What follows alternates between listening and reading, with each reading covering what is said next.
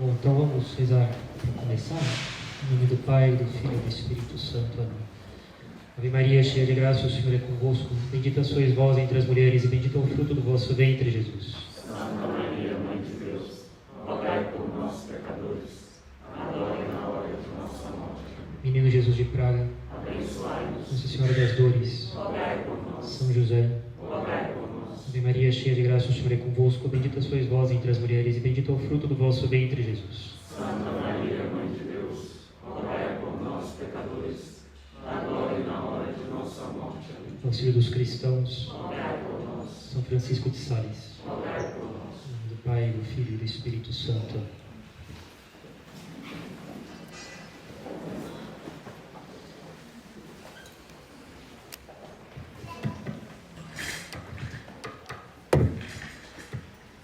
Eu vou realmente tentar fazer em 1 hora mesmo, né? É o que está previsto. Então, só primeiro um prelúdio aqui, um prefácio, né? Então,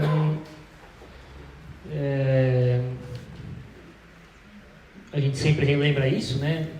O padre, além do fato de ter que lidar com famílias, veio de uma família, né? Ninguém cai do céu, ninguém nasce em árvore, né? Eu também me relacionei com pai, com mãe, com irmão. Eu não tive irmã. Tio, tia, primos, colegas, né? E tudo que uma família tem. Passeio, viagem, escola, irmão que nasce, festa, final de semana, né? Problemas, brigas, discordâncias, doenças, né? Eu sei bem como é que é a rotina de família, bastante bem, aliás, né? Minha família teve tudo que todas as famílias têm, né? E eu vou tratar então aqui de um aspecto que é a vida afetiva na família, né? E vou colocar algumas balizas aqui para evitar mal-entendidos, né? Mal-entendidos assim, como se fosse dar mais peso para os sentimentos do que para a inteligência, né? O que não é a nossa intenção. Nossa intenção não é de afirmar a supremacia, a primazia dos afetos sobre a razão. Nenhum de nós segue aqui a filosofia do romantismo, né? O romantismo é que é a primazia das paixões sobre a razão.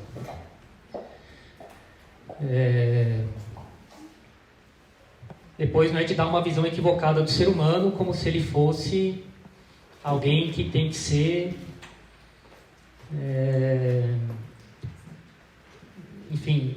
ter uma visão exagerada, hipertrofiada dos afetos.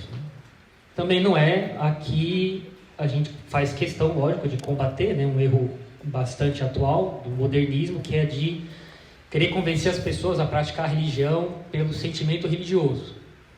Então, uma experiência sentimental com Deus, com a religião, e de, portanto, atrair as pessoas para a religião pelo sentimento, não é nada disso. Também a gente vai falar um pouco aqui como lidar com afetos ou como retificá-los, e nossa intenção não é de fazer com que seja uma aula de manipulação dos afetos das pessoas, né, no sentido negativo, é de saber usá-los de maneira racional, justamente, né, baseado em razões. Há razões para a gente lidar com os afetos de um certo modo e de ter como intenção não é de produzir sentimentos nos filhos ou no cônjuge, essa não é a meta, né? Mas é uma coisa natural ter afetos e de saber usá-los para o bem da família, a gente vai ver como. Então, bem, algumas que eu me lembrei isso como esclarecimento, né, para evitar certos equívocos, né? Mas, e qualquer coisa a gente vai lembrando de um outro ponto a ser esclarecido na conferência, né? Então, feito esse prelúdio, né, primeira parte é justificar por que tratar dos afetos, por que ter uma conferência sobre isso. E eu elenquei aqui uma série de razões, né? Então, vamos lá.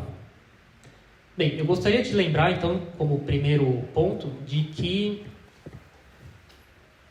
das 4 virtudes morais, das 4 virtudes cardeais que existem, né, prudência, justiça, fortaleza e temperança, metade delas tem a finalidade de retificar nossos afetos. De que metade da vida moral das pessoas consiste em retificar o afeto delas, os afetos delas. E a fortaleza e a temperança têm o papel de ordenar, de retificar os afetos e de fazê-los razoáveis. E são duas virtudes que só os seres humanos têm, né? Os animais têm afetos, os animais exprimem tristeza, ou ira, ou alegria, né? Mas sem que isso esteja ligado a razões, e eles, portanto, não podem ter virtudes de fortaleza ou de temperança, porque eles não têm como retificar os afetos deles pela razão. Os anjos, eles têm inteligência, mas eles não têm afetos, porque eles não têm corpo, eles não têm matéria. Os afetos são, por natureza, movimentos físicos. O coração bate mais rápido, a pessoa respira mais rápido, ela fica pálida, ela sua frio, né? Os afetos, eles vêm como manifestações corporais, né? E os anjos não têm como ter afetos. Aliás, os afetos, eles estão ligados a hormônios, a neurotransmissores. Os anjos não têm nada disso, né? Os anjos, eles têm uma inteligência, uma vontade retas, mas eles não podem retificar afetos simplesmente porque eles não têm. Os animais têm afetos, mas não têm razão, nem vontade para imperar sobre os afetos, né?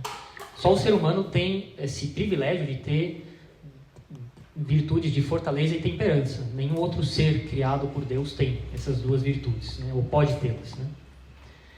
É tão importante que, por exemplo, tem o padre Ramírez. O padre Ramírez é um dominicano da escola de Salamanca, junto do padre Rui Marim, por exemplo, que é mais conhecido. O padre Ramírez escreveu várias obras, acho que dá para dizer mais que 10, pelo menos uma dezena, mas bem mais, de grandes obras de filosofia e teologia, e uma delas, em 2 volumes grandes, é consagrado às paixões. E é um negócio espetacular. Ele vai comentando questão por questão da Suma Teológica de São Tomás, em detalhes, e vai ligando com Santo Agostinho, e é brilhante, né?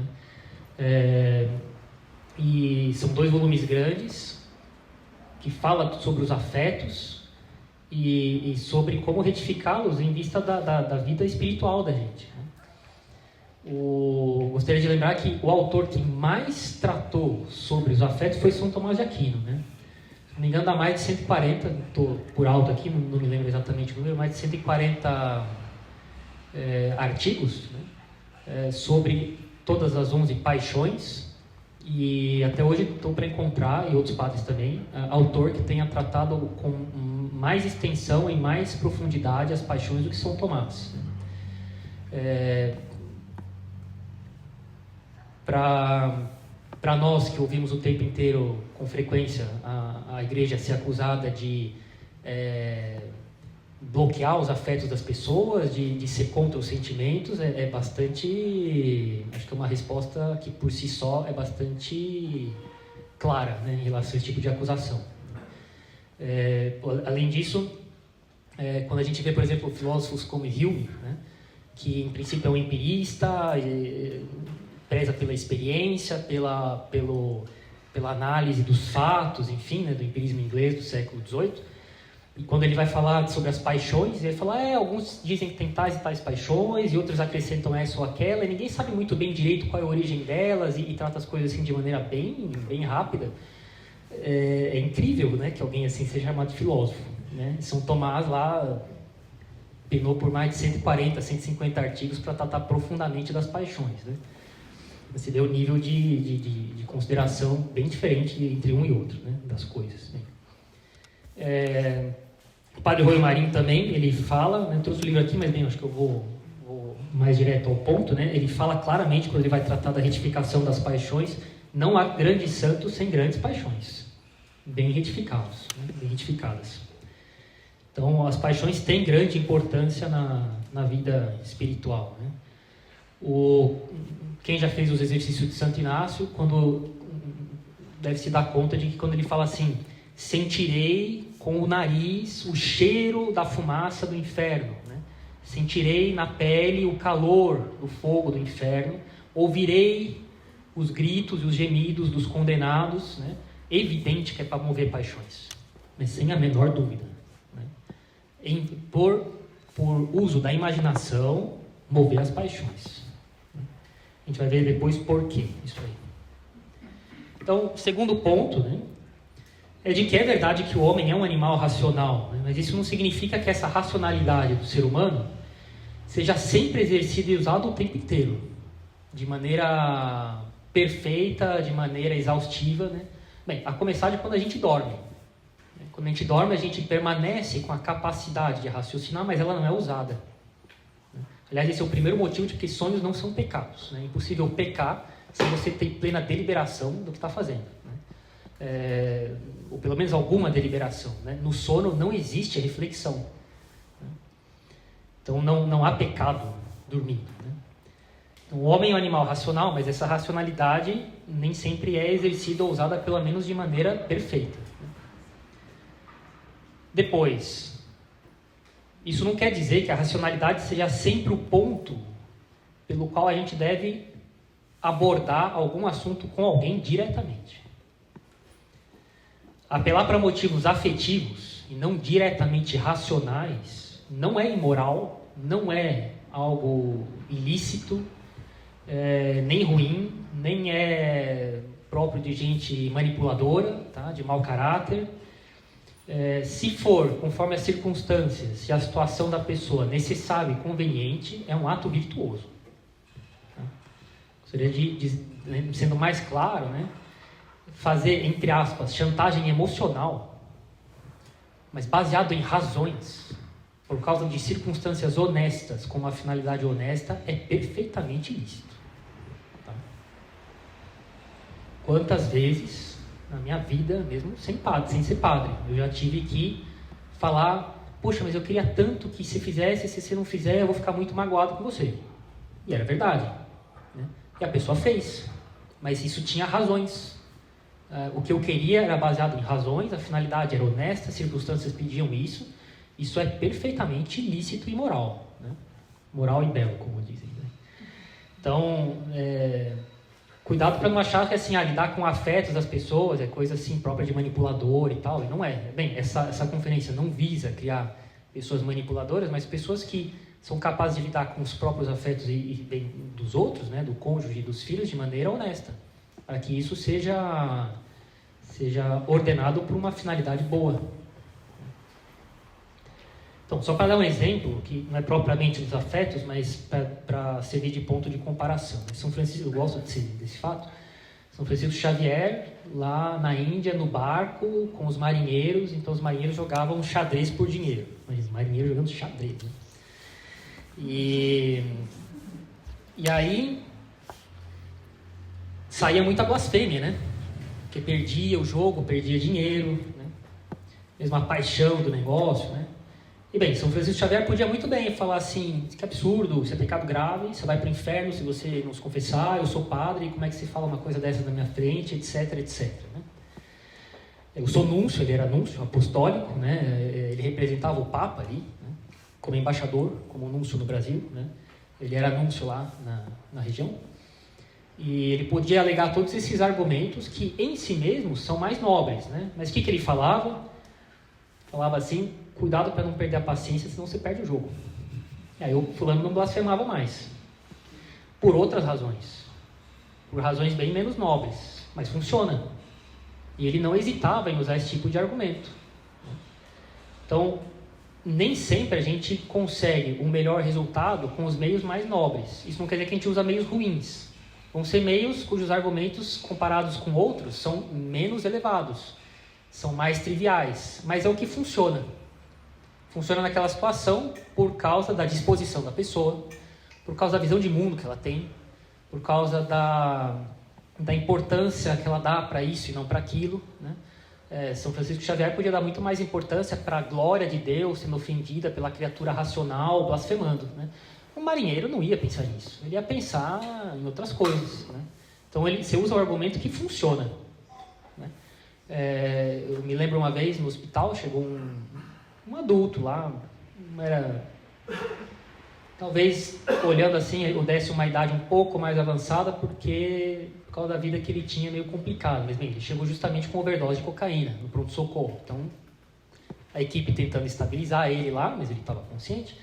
E aí o professor foi chamado, né? O chefe de plantão naquele dia. E ele começou assim, com muita seriedade, objetividade, né? Mas foi perguntando para ele uma outra coisa, e perguntou: e você tem filho? Ele falou: eu tenho uma filha. Que idade que ela tem? 9 anos. Aí ele só bateu no ombro dele, o cara cheio de fio, assim, né? E falou: pensa nela, cara. E foi embora. E aí depois falou pro residente: chama o pessoal da psiquiatria para falar com ele depois. Foi isso, o argumento foi esse, né? Pensa na sua filha, né? E não ficou lá argumentando, dando lição de moral nele, né? Mas isso faz com que certos afetos sejam movidos e baseados em razões. Tem razões para fazer isso, né? Bem, depois mais um motivo, né, para tratar dessa questão é, como diz Aristóteles na ética dele, né, ninguém consegue viver sem prazer na vida. Uma vida completamente destituída de agrados e de prazer, ninguém consegue levar uma vida dessas, né? E ele vai, no começo, no primeiro livro da ética dele, ele vai tentar descobrir assim, em que consiste a finalidade, a felicidade do ser humano.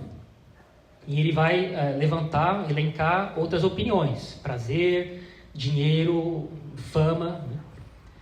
E ele vai dizer e depois ele vai mostrar que cada uma delas, sobre um certo aspecto, até um certo ponto, tem razão.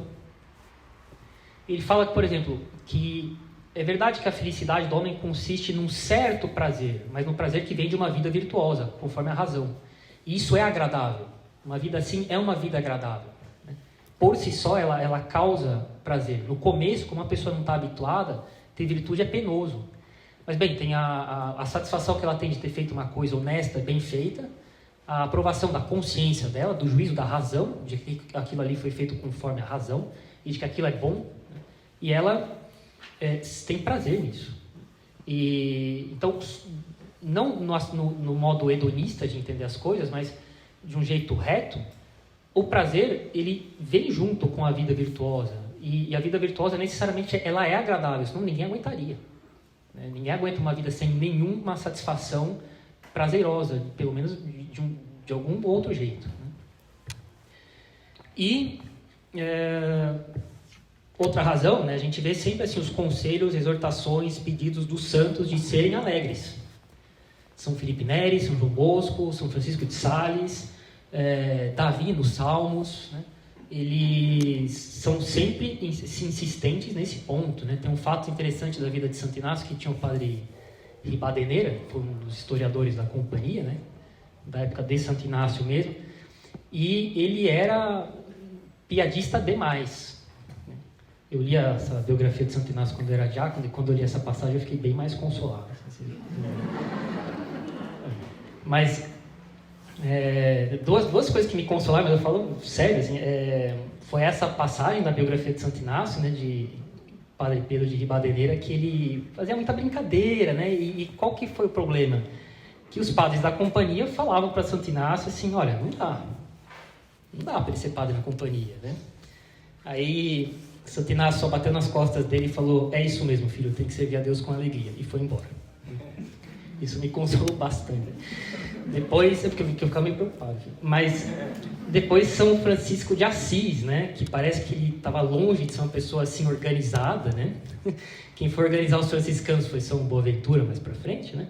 E quando São Francisco de Assis, assim, eu descobri que ele não era uma pessoa assim tão organizada, também fiquei bem consolado, né? E outra razão, né? Tem um livro que chama, trouxe aqui também, não vou ficar lendo, assim, só vou citar uma outra passagem, chama A Educação da Vontade, de um francês chamado Jules Payot, e que foi editado faz algum tempo em português, existia edição em francês. Quem o cita, a primeira vez que eu vi esse livro citado, mas há muito tempo, foi o padre Leonel Franca, nem me lembro mais em que livro. Não sei se é Liberdade e Determinismo ou Formação da Personalidade, não me lembro, talvez nem isso. E ele cita esse livro, né? Bem, o autor não é católico, né? Esse Júlio Paiol não é católico.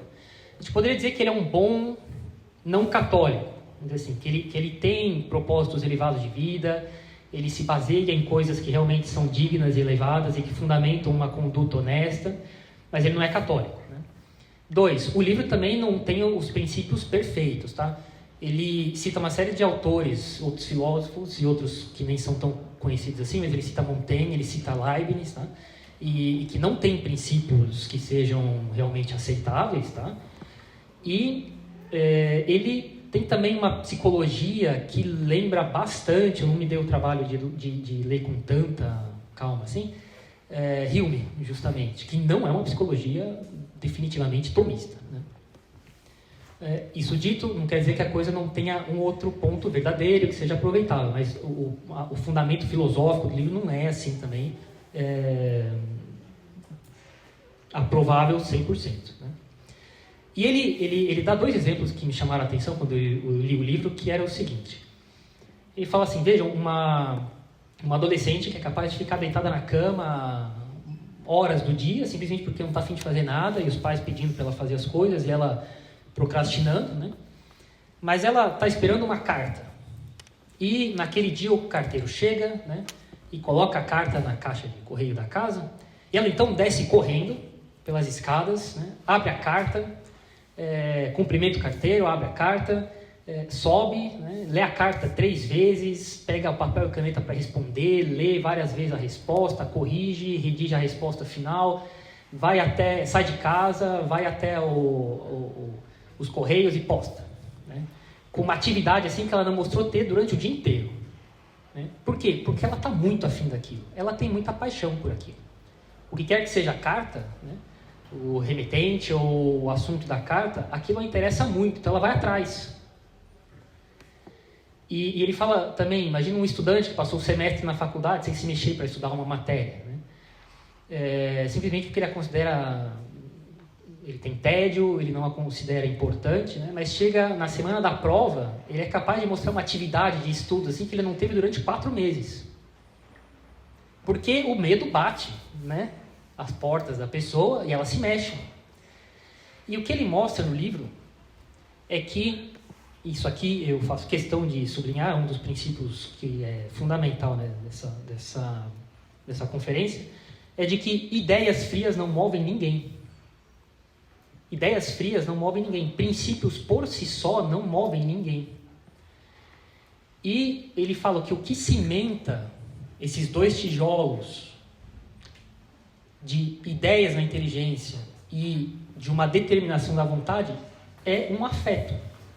É necessário ligar, para a vontade realmente tomar uma decisão eficaz, é necessário ligar essa vontade à ideia que deve dirigir nossa vida por meio de um afeto. Quando eu liguei por meio de um afeto aquela ideia à minha vontade, a minha vontade se mexe. É por isso que Santo Inácio fala nas meditações para mover afetos. É por isso que serve a composição de lugar. É por isso que serve para a gente usar a imaginação. Porque aquele princípio e fundamento, se ele não for profundamente marcado em nós por uma grande afeição, a gente não se mexe. A pessoa vai passar um retiro ameno, mas ela não vai encaminhar a vida dela de maneira determinada. A vontade, o que realmente é o gatilho, o estopim para a nossa vontade de ter resoluções firmes são afetos. E isso é importante. Ideias frias não fazem nada, né? Ele falou assim, já se disse muito que o que move o mundo são ideias, são correntes filosóficas. Ele fala, é verdade, se a gente entender isso como tendo sido abraçado por certas pessoas muito apaixonadamente, aí sim, aí as pessoas são movidas a fazer alguma coisa, né?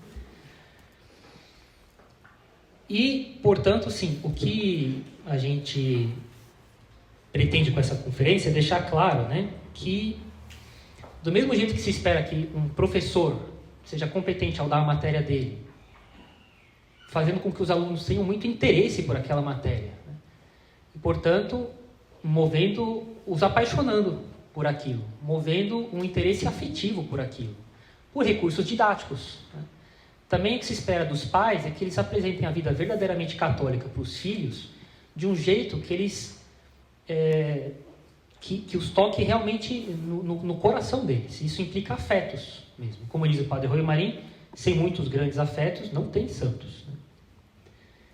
Que ideias feias não movem ninguém. Eu lembro de um padre no seminário que falava assim, olha, filosofia é um negócio sensacional, né? Mas filosofia não converte ninguém. Quantas vezes a gente não apresenta, agora mesmo, né, princípios de filosofia, né? Cita Aristóteles ou Santo Tomás, para mostrar que o que a gente afirma é baseado em razões e é sólido, né?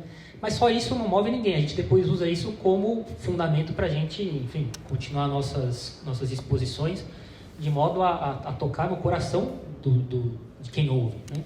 Essa é a nossa ideia, né? E de que os pais, então, apresentem a vida verdadeiramente católica como um bem que é atraente. E aqui vem outro ponto que eu vou falar para vocês grifarem aí, né? A primeira é de que ideias frias não movem ninguém. A segunda é a seguinte. O que move a vontade é um bem. A vontade se determina a buscar um bem. Mas isso não basta. Por exemplo, ter casa na Suíça é um bem. Mas por que eu não vou atrás? Eu, Padre Pascotto, né? Por que eu não vou atrás de uma casa na Suíça? Porque eu não considero aquilo um bem para mim. Em si mesmo, é um bem, dentre outros bens que existem. Mas enquanto eu não considero aquilo como um bem para mim, para minha vida pessoal, que me interesse pessoalmente, eu não vou atrás. Então, quando alguém, por exemplo, falar, padre, gostaria de falar com o senhor tem um dia? Por que a pessoa manda mensagem e vem até a capela para falar com o padre? Porque ela considera que aquilo é um bem para ela, senão ela não se mexia. Ela sabe que conversar com o padre, esclarecer as ideias é um bem. Mas se ela não vê aquilo como um bem para ela não vai fazer. E se ela vê que aquilo é um bem para ela vai fazer. Então, a ideia é justamente de que, por meio, a gente vai ver aqui um pouco mais a fundo, por meio de uma boa educação dos afetos, de uma boa relação com os filhos e com o cônjuge, de maneira, no que diz respeito aos afetos, a vida católica seja mostrada como um bem para ela. Não como uma coisa boa, mas como um bem para ela. É isso que um vendedor faz. Como é que o vendedor faz? Ele tenta mostrar que aquilo é um bem para você. E aí você compra. Né? Ou tem a inclinação de comprar. A vontade da gente não vai atrás do bem teórico. Ela vai atrás de um bem para mim. E parênteses aqui, é assim que a gente deve buscar encaminhar as nossas meditações. Né? Não só de compreender, nossa, isso aqui é um bem. Né? A virtude A, B ou C é um bem para mim. Mas, por meio da reflexão, naqueles minutos que eu tenho para isso na meditação, de que modo isso é um bem para mim? Por que isso é um bem para mim? E ver isso de maneira lúcida. E aí a gente se move. E bem, então, vou tentar organizar aqui um pouco as coisas, vou fazendo umas aplicações mais precisas disso, né? Vai estar mais ou menos na ordem, né? Então, bem, como regra geral, então, em casa, o ambiente deve ser um ambiente respirável, né? Fiz um sermão sobre isso, né? Não basta a família ser feita de pai, mãe e filhos, né? Você tem que saber levar bem as coisas para o ambiente ser um ambiente sadio. A gente defende que tem que ser pai, mãe e filhos, porque a gente defende a lei natural, né? A gente defende uma natureza humana, né? Mas, e de que família é assim que a natureza da família é, né? Outras organizações são tudo menos família, mas igual como água, né? A água é feita de 2 átomos de hidrogênio e 1 de oxigênio, e a gente defende que, se eu quero ter água, eu tenho que ter isso, né? É a natureza da água ser assim. Mas que ela seja potável ou não, isso é outra história. Então, a família ela deve ter um esqueleto que a natureza humana lhe determina, mas que essa estrutura seja salubre ou insalubre, isso é outra história. E, então, o ambiente em casa tem que ser um ambiente agradável. Em resumo, sem muita complicação. Porque quando você está... Vamos dar uns critérios práticos que são bons termômetros. Né? Que quando eu esteja fora de casa, eu penso assim, poxa, aqui ali, daqui a pouco eu estou indo para casa. Isso é um bom termômetro. Né? Ou então, que eu saia de casa já pensando, poxa, tem que sair de casa para fazer algumas coisas, mas daqui a pouco eu estou de volta. Né? Fico feliz. E não fico aliviado de estar saindo de casa. Não estou dizendo assim, não fico feliz porque eu vou fazer alguma coisa. Isso tudo bem. Eu estou falando aliviado de estar saindo de casa. Certo? Isso são bons termômetros. Né? E por quê? Porque também, como diz nosso caro Aristóteles, né? O que todo mundo busca como finalidade última da vida é ser feliz. Isso é uma constatação clara. Né?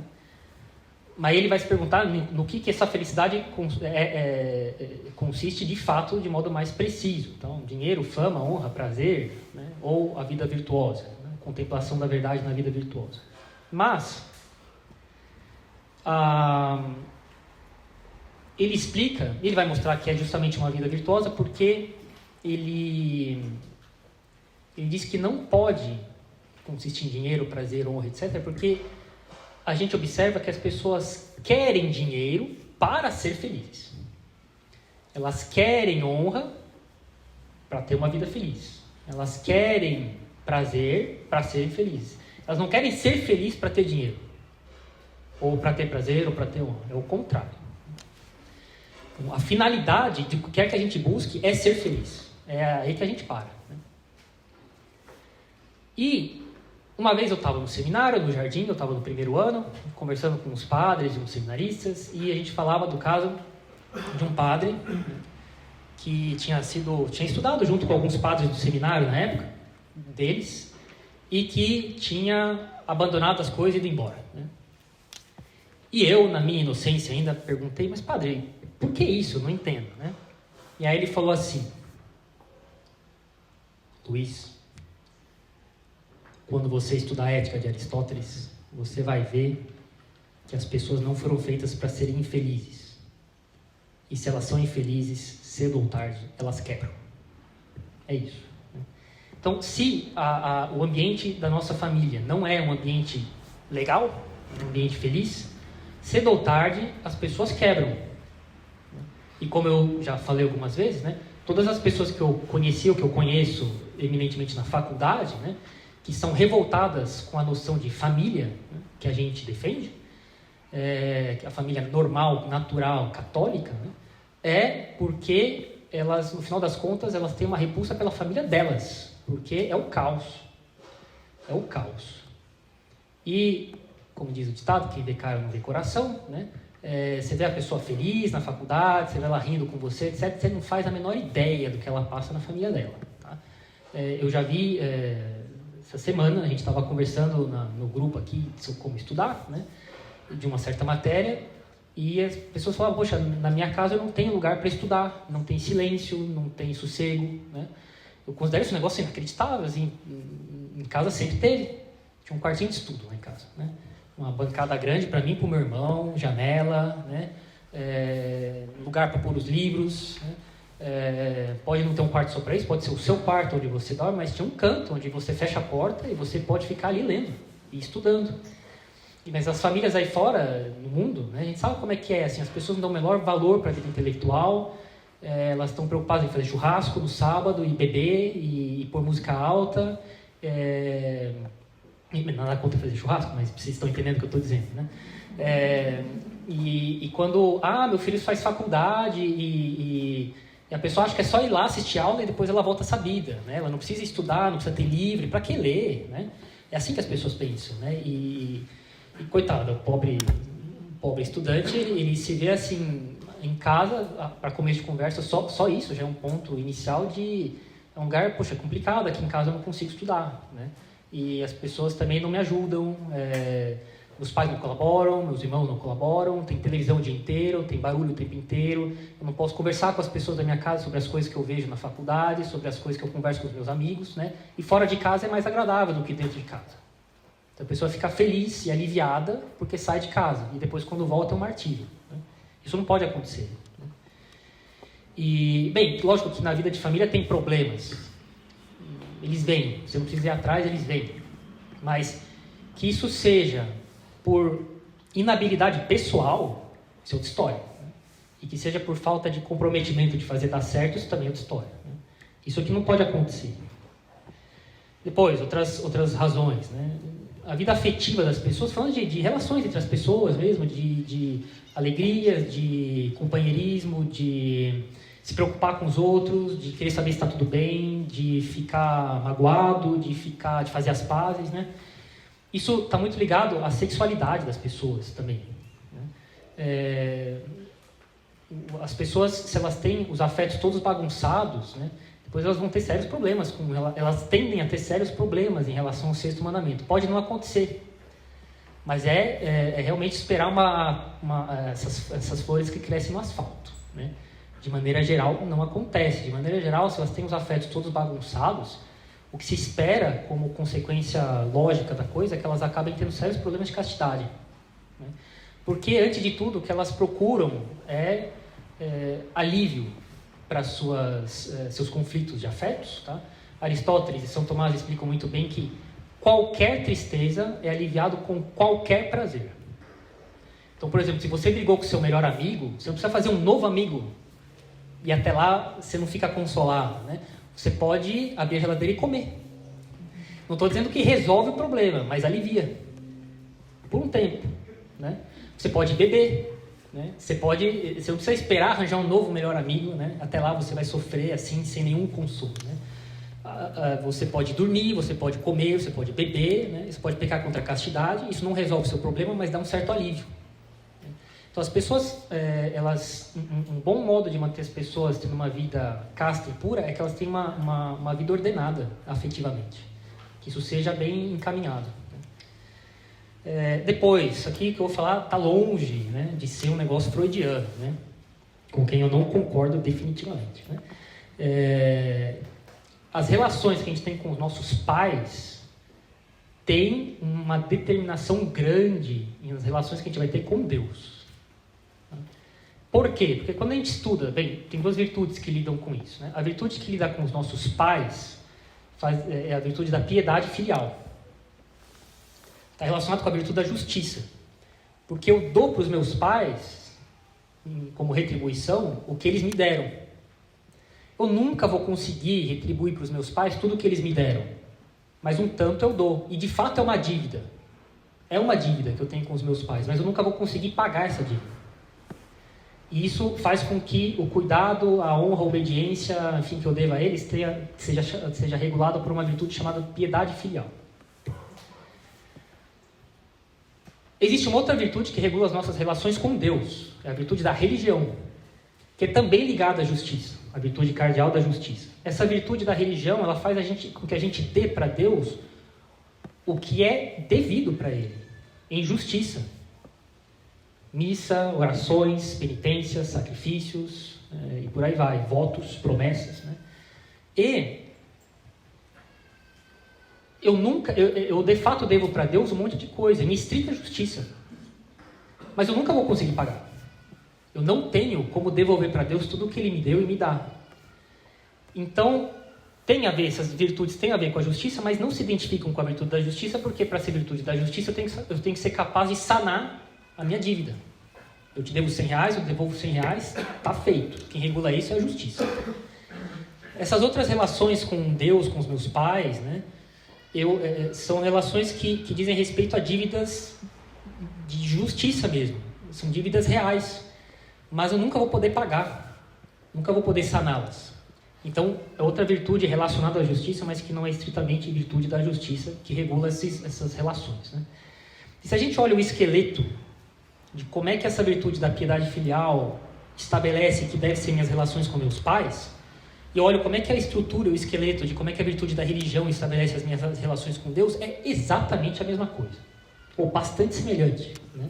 Em linhas gerais é a mesma coisa. A diferença é que não é com os meus pais, é com Deus.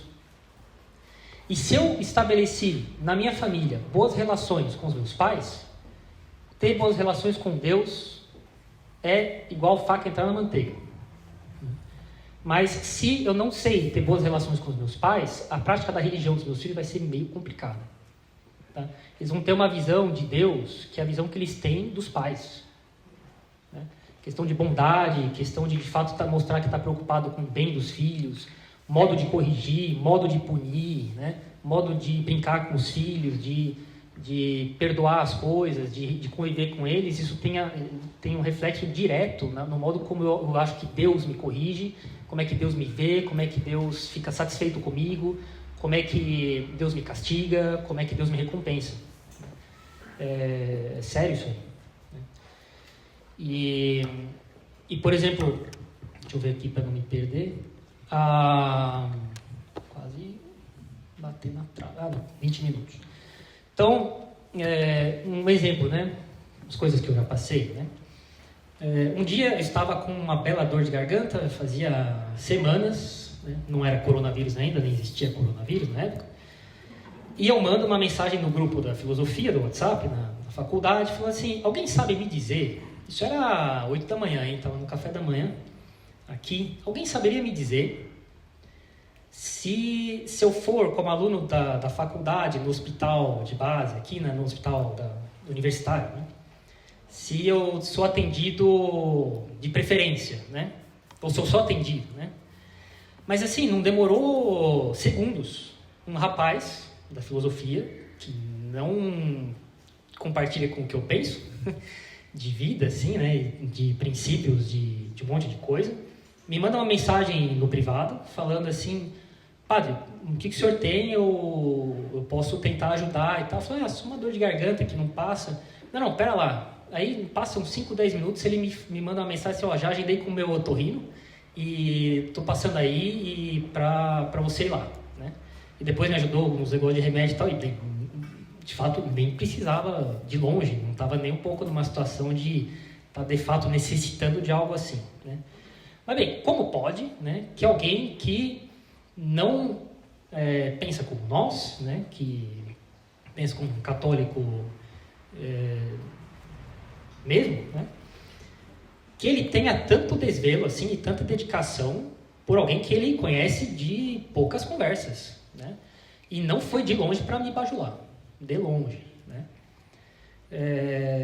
Outras pessoas também na faculdade, em outras coisas menores até, né. Então, como pode, né, que fora da religião as pessoas se mostrem assim tão boas, né? E lógico, bem, eu não vou mudar de opinião na minha religião por causa do que ele fez comigo, mas é fácil ver que isso facilita muito atrair outras pessoas para você, ou para o que você quer que elas aceitem como vida, quando elas veem tamanha bondade em uma coisa simples que seja, né? E esse modo de lidar com as pessoas, essas retidões de afetos e de bondade, não pode ser uma coisa assim aleatória, esporádica, uma vez ou outra no dia. Tem que ser a tessitura mesmo do dia, né? O ambiente em que as coisas se desenvolvem, né? O pano em que a gente vai costurando os atos do dia a dia, né?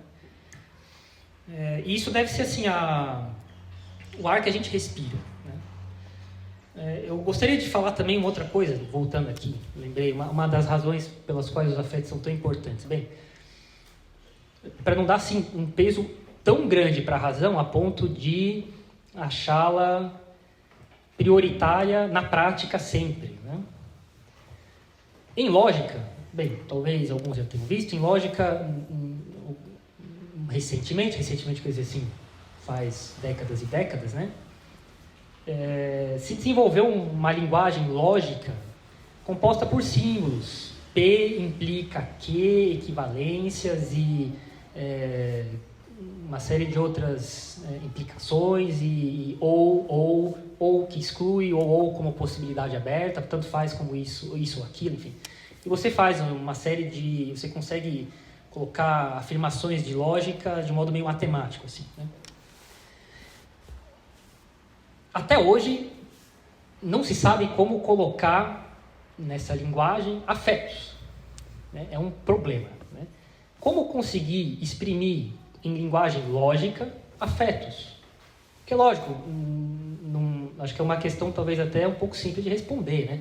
A lógica lida com princípios universais, não com afetos particulares, né? Mas só para mostrar como a lógica, quando estabelece uma linguagem lógica matemática, ela reconhece que isso exprime uma parte da realidade humana das coisas, mas fica de fora afetos e outras coisas que compõem a argumentação também, e que, às vezes, aspectos de um conceito, é difícil você conseguir sinalizar isso numa linguagem lógico-matemática, né?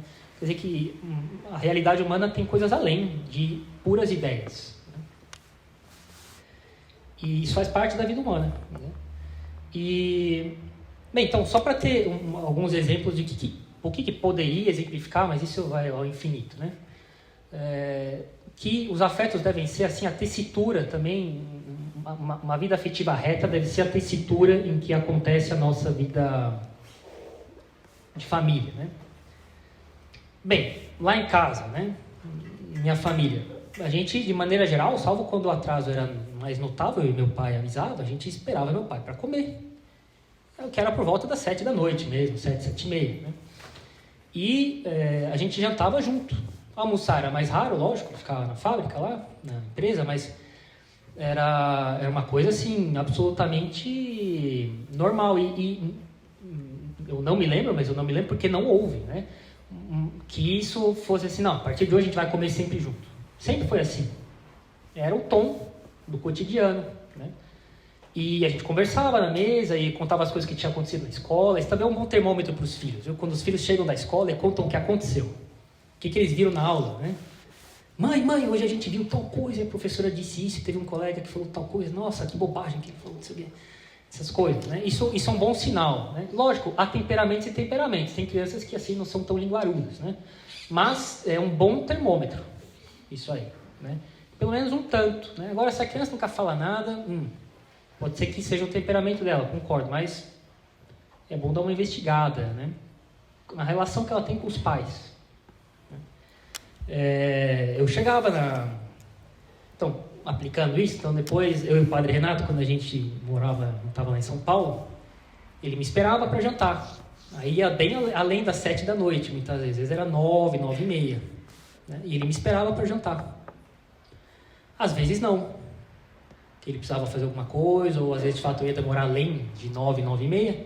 Mas ele me esperava. E a gente nunca determinou isso. Aconteceu naturalmente. E eu lembro que eu chegava contando várias coisas que eu tinha visto no dia, nada da vida pessoal das pessoas, hein? Mas assim, né, de coisas que eu tinha lido, coisas que tinha acontecido na faculdade, etc. E a gente tinha assunto para conversar, né? E a gente ria tanto, bem, era razoável, né? Não era bagunça assim. Mas a gente ria tanto na cozinha que eu ficava com vergonha dos vizinhos, porque às vezes saía discussão dos vizinhos e a gente ouvia, né? E eu ficava assim até mesmo às vezes com um certo constrangimento, assim, entre aspas, num certo sentido, né? Porque a gente ria aos montes de várias coisas e nunca teve uma discussão entre nós, né? Eu sou padre há mais de 7 anos, né? Nunca discuti com nenhum padre, nem padre Renato, nem padre Marcos, nem padre Ivan, nem padre Daniel, nunca, né? Padre, mas vocês não têm filhos juntos, né? Pode ser, mas... A gente vive junto, assim, né? E por exemplo, quando eu deixava as minhas coisas meio jogadas, assim, na sala por semanas, né? O padre Renato nunca ficou sendo desagradável comigo por causa disso. Ele falava, o padre Pascoal, você poderia guardar essas coisas aqui, né? Uma vez ele foi viajar para Curitiba e quando ele voltou, estava tudo organizado. Ele falou, vou viajar mais vezes. Então, assim, esse enfim, só para dar um exemplo, né, de como é que um exemplo, né, as famílias não precisam ser exatamente assim, né? Cada família tem seu temperamento, né? Mas que sirva de exemplo, né, para abstrair um pouco o princípio, né? Então, se mostrar interessado pelas coisas que os filhos fazem, que eles falam. Isso a gente também vai atrás. Tem gente que faz isso com mais naturalidade, mas o padre Rui Marinho também fala da virtude da amizade, né? A amizade, não amizade no sentido de relação com alguém assim mais estável, mas existe uma virtude, a virtude da amizade, que faz com que a gente tenha uma boa convivência com as pessoas, sabe? Fazer uma brincadeira agradável, tenha um bom espírito na relação com os outros. Eu, por exemplo, quando já tive a oportunidade de ver gente assim, estar num jantar absolutamente aleatório, assim, num evento, e na mesa tem alguém que não consegue deixar de discordar de coisas absolutamente assim secundárias, coisas que não têm a menor importância. E a pessoa discorda de maneira veemente e desagradável. Bem, definitivamente essa pessoa não tem a virtude da amizade, né? E é complicado ser amigo de pessoas assim, né? A pessoa não consegue viver em paz e harmonia, mas num jantar com pessoas que ela nunca viu na vida e que se espera que ela vá saber ser agradável, né? Bem, isso é uma coisa que a gente cultiva também, né? E eminentemente com as pessoas com as quais a gente convive o tempo inteiro, né? Outros pontos aqui, para já encaminhando para o final, né? Perguntar para os filhos coisas a mais sobre aquilo que você vê que eles têm interesse, né? Tudo bem, talvez tenha casos mais complicados, de filhos que são mais fechados, né? Mas certos casos um pouco mais específicos de relações familiares, enfim, mas nessas situações mais específicas, procurar ver uma brecha que você possa aproveitar para criar algum interesse no seu filho de alguma coisa e que isso esteja carregado de afetos também, baseado em razões, né? Para dar um exemplo, acho que é um exemplo muito bom de o que significa querer fazer alguma coisa, mas ver que você não consegue voluntariamente, você fica esperando uma ocasião que não é você que faz para dar o bote, né? Então, os fariseus, né, procuravam matar Jesus, mas eles não conseguiam uma ocasião para prendê-lo, né?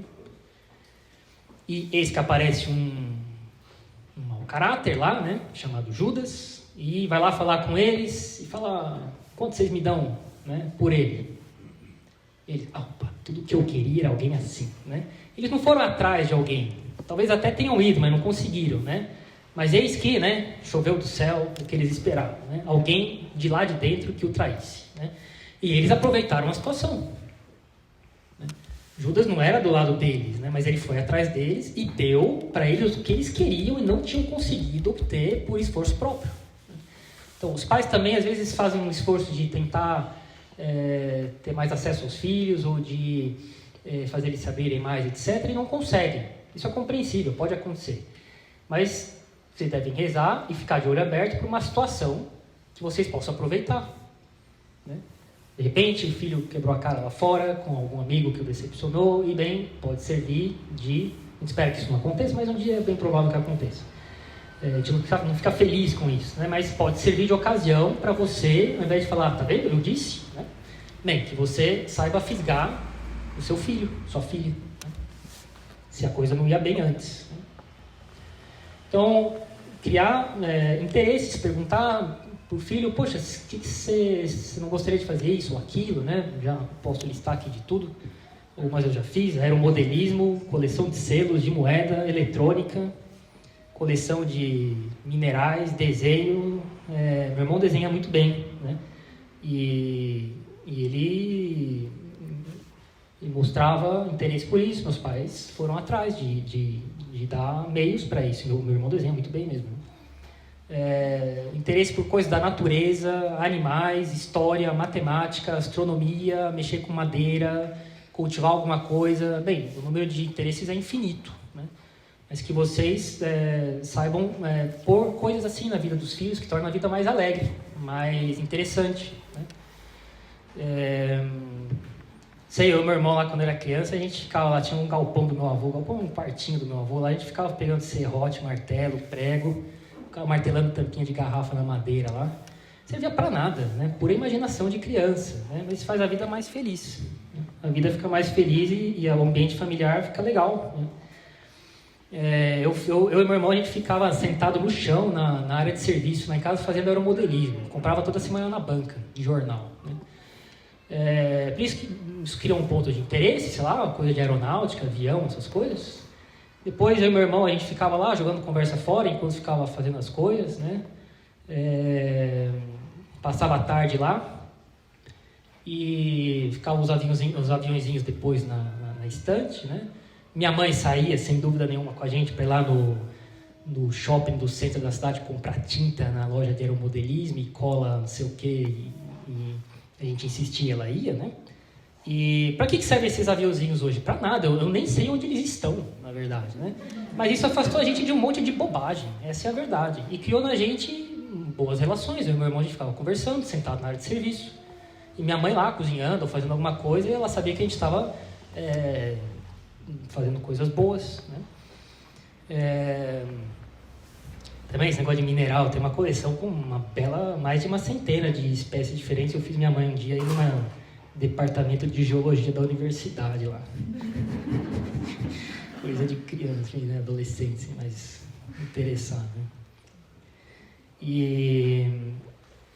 Então, quando seus filhos chegam na casa de um amigo e contam as coisas, eles chegam de uma viagem e contam as coisas, isso é importante, né? Saber perceber isso daí, né? Como eu disse, bem, tem diferentes temperamentos, mas todo mundo é ser humano. É normal que a pessoa queira compartilhar alguma coisa boa, né? Deixa eu ver o que mais. Então, que fora de casa as pessoas não sejam mais atenciosas do que em casa, né? Que em casa o ambiente seja melhor do que fora de casa. Isso evita muitos pecados, né? Não precisa nem explicar, né? Como o Padre Daniel falou, não tem medo de corrigir, né? E corrigir dói, machuca. É lógico que eu ficava emburrado, né? E depois eu falei uma vez que minha mãe me corrigia, acho que me batia uma vez por semana. Depois eu acho que era mais vezes, viu? Era mais vezes, eu acho. Porque você vai crescendo, vai diminuindo, né? Você vai pensando mais no que você faz na vida. Uma vez ou outra leva ainda uns tapas, mas depois de uma certa idade, ninguém mais encosta em você, né? Você basta um tranco mesmo, ali na hora, assim, verbal, e pronto, né? Mas uma coisa assim, o filho ficar machucado no sentido de, minha consciência dói, eu vejo que eu tive uma desaprovação dos meus pais e que isso sirva para eles corrigir. Isso aí tem que ter, isso é absolutamente normal. Outra coisa é que o filho fique magoado e machucado porque se foi lá e ofendeu ele. Isso não pode, né? Isso é uma coisa pessoal, né?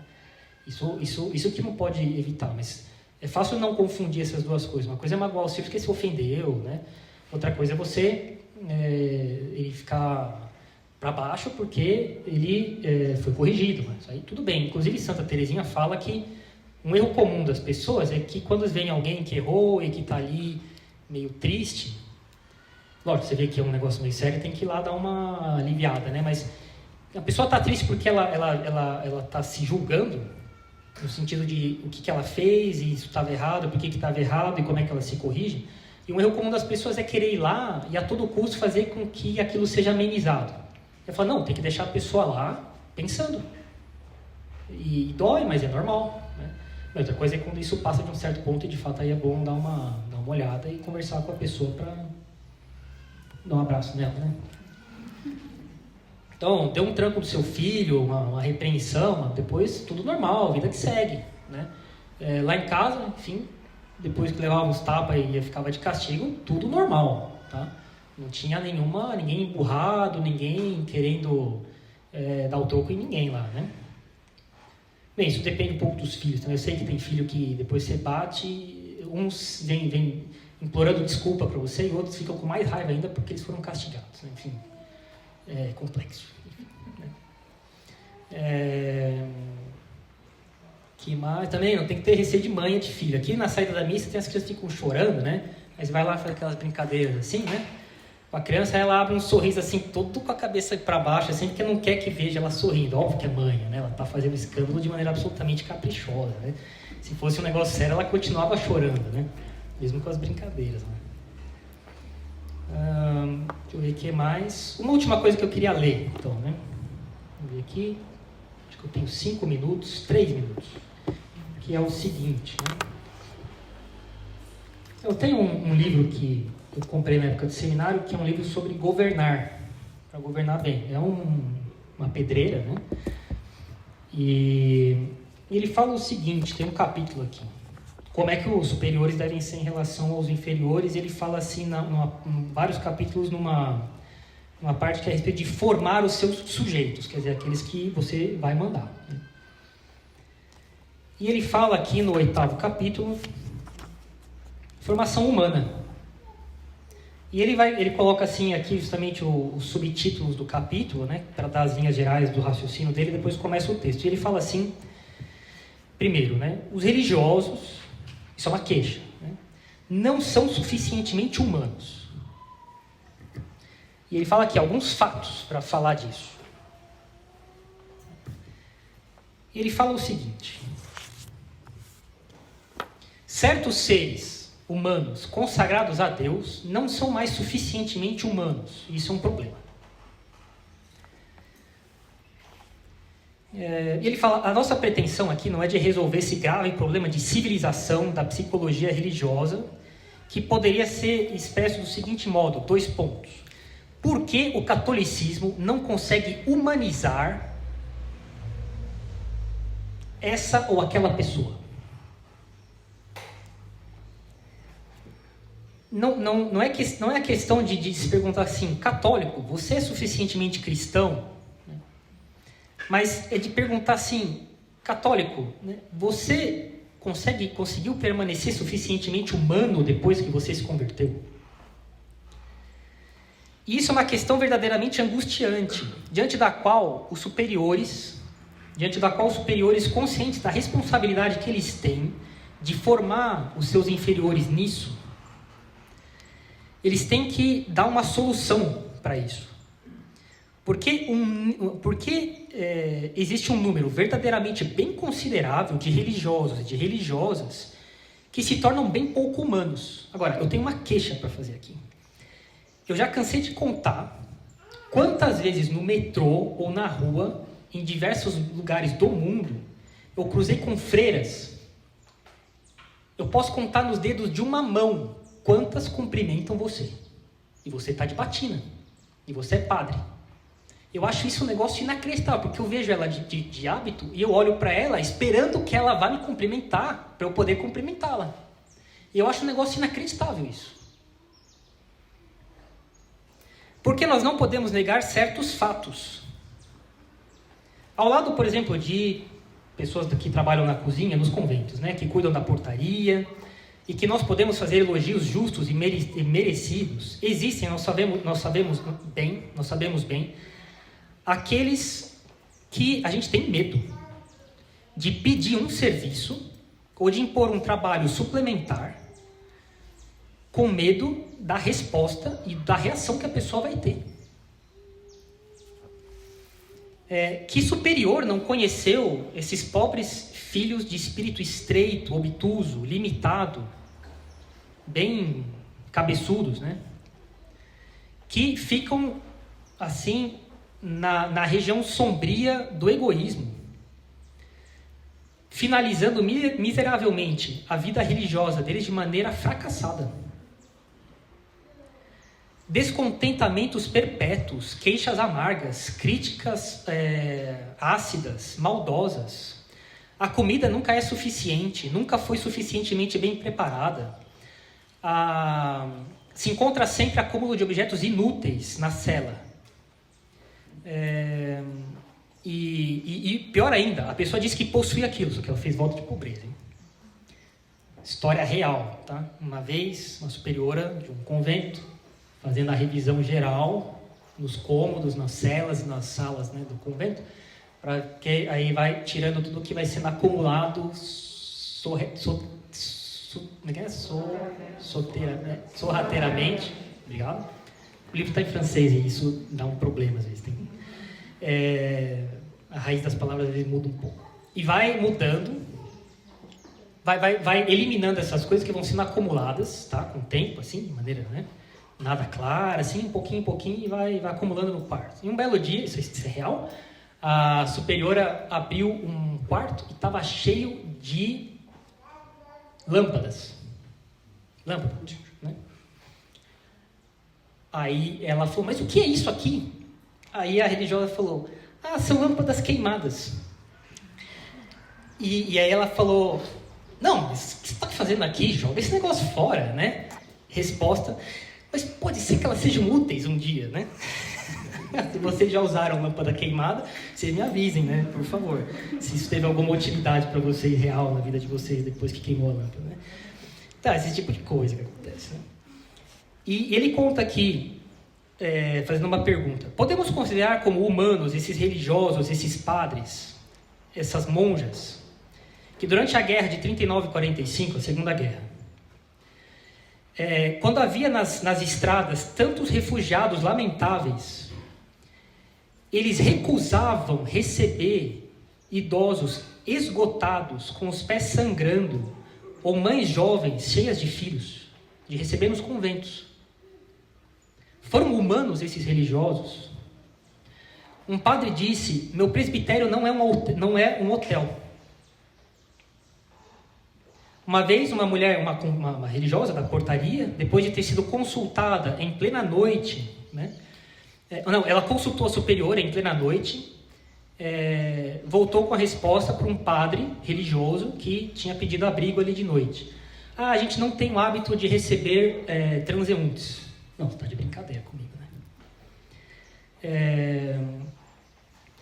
E esse padre dizia depois: ora, o que não é comum, né, o que não é um hábito, é que eu, depois de 2 dias e 2 noites, refugiado num trem metralhado, tendo feito 200 quilômetros de bicicleta, tenha ficado bloqueado numa cidade desconhecida às 2 da manhã, porque as religiosas dizem que não tem o costume de receber pessoas. Um pároco recusou obstinadamente abrir sua igreja a um conjunto de 700 viajantes na guerra que tiveram que dormir num estábulo ou ar livre, simplesmente passando por cima da constante tradição da igreja de sempre abrir as portas das suas igrejas às pessoas em dificuldade. Vocês conhecem a história da mãe de São João Bosco, né? Que, quando acabou os lençóis, pegou os panos do altar para cobrir os doentes. Então, ele fala assim: isso aqui é um mistério indecifrável. Uma falta de humanidade nas pessoas católicas, que acabam sendo assim algozes dos seus irmãos. Ele fala aqui, né, um caso de um religioso que soube da morte de um dos seus parentes. E ele não encontrou nenhum consolo entre os religiosos do seu convento, a não ser condolências banais. Sendo que ele tinha necessidade de uma presença amiga, de alguém que se compadecesse da tristeza que era grande, porque aquele parente era alguém importante para ele. E ele ficou sozinho na sua cela, ainda que ele fosse um homem muito, muito nobre, né? Mas soluçando de choro como uma criança, porque ninguém o consolava. E isso não pode ser uma coisa que acontece também nas famílias da gente, né? Bem, é uma pena constatar isso entre católicos na minha vida. Quantas vezes eu não vi isso, né? Isso não pode acontecer, a gente tem que ser humano. Eu vou dar um outro exemplo, mas enfim, acho que já está bom, né? E um outro exemplo meio que me passou pela cabeça, mas já esqueci, né? Sejam humanos, né? No sentido de que ter pena, se interessar pelo que está acontecendo com o outro, é algo humano, né? A religião não pode ir atrofiando isso daí. E, infelizmente isso acontece, tá? Como se, por exemplo, as pessoas que vivem em concubinato, elas se amam mais do que as pessoas que casam. E se elas se casam, parece que o sacramento do matrimônio mata o amor, sabe? Isso não pode acontecer, né? Uma outra coisa... Outra palestra? Já acabou. Não, eu acho que eu dei tudo o que eu queria. Mas eu ia falar outra coisa sobre afetos, mas enfim, se eu lembrar eu falo depois. E bem, lembre-se de que a devoção ao Sagrado Coração é justamente que eu considero um negócio, o cume, né, o cume das devoções, né? Justamente aborda a nossa relação com Jesus Cristo, representado por esse órgão que é eminentemente o símbolo da vida afetiva da gente, né? E assim que devem ser nossas relações com Deus. Bem, acho que é isso. Lembrei. As pessoas, à medida que as pessoas vão progredindo na vida interior e vão tendo mais recolhimento, mais união com Deus, mais purificação da alma e de fato vão crescendo na vida espiritual, não se iludam, tá? Essas pessoas continuam 100% humanas. Elas sentem tudo que um ser humano sente, tá? Jesus Cristo é Deus, tá? Um ser humano perfeito, um homem perfeito, né? Melhor falando, um homem perfeito. Por causa da natureza humana dele, pecado nenhum, né? Tudo perfeito. né, ele era quem mais sentia as ingratidões, as tristezas, as ofensas, lógico. Não é porque a gente é mais perfeito que as penas e sofrimentos são mais tranquilo passar. É o contrário. Dói mais. A gente lida com mais serenidade. Mas dói bem lá dentro. E dói bem mais do que alguém que tem a vida assim mais relaxada, menos perfeita. A pessoa recebe um golpe como um pneu de borracha, né?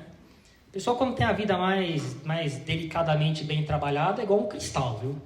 Machuca bastante, né? Quando recebe um golpe, quebra mais, né?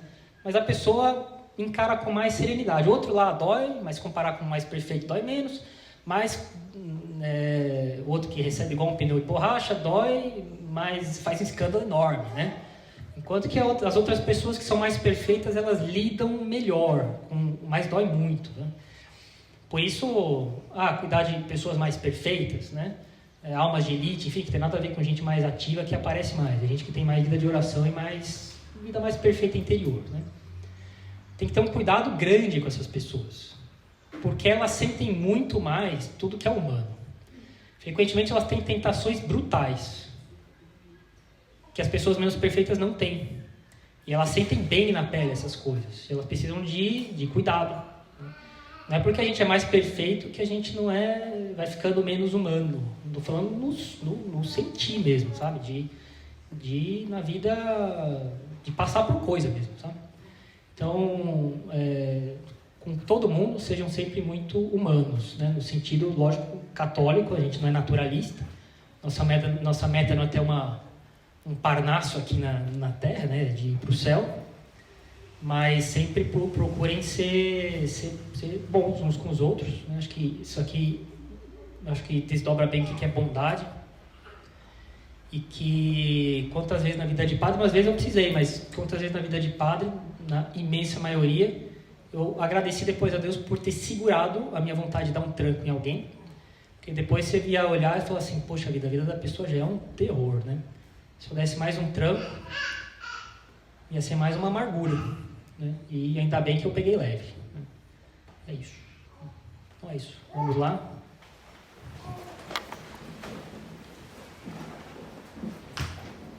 Em nome do Pai, do Filho e do Espírito Santo. Amém. Ave Maria, cheia de graça, o Senhor é convosco. Bendita sois vós entre as mulheres, e bendito é o fruto do vosso ventre, Jesus. Santa Maria, Mãe de Deus, rogai por nós, pecadores, agora e na hora de nossa morte. Amém. Nossa Senhora das Dores, Menino Jesus de Praga, São José, Ave Maria, cheia de graça, o Senhor é convosco. Bendita sois vós entre as mulheres, e bendito é o fruto do vosso ventre, Jesus.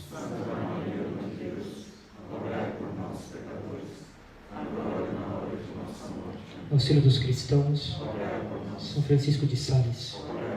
Em nome do Pai, do Filho e do Espírito Santo. Amém.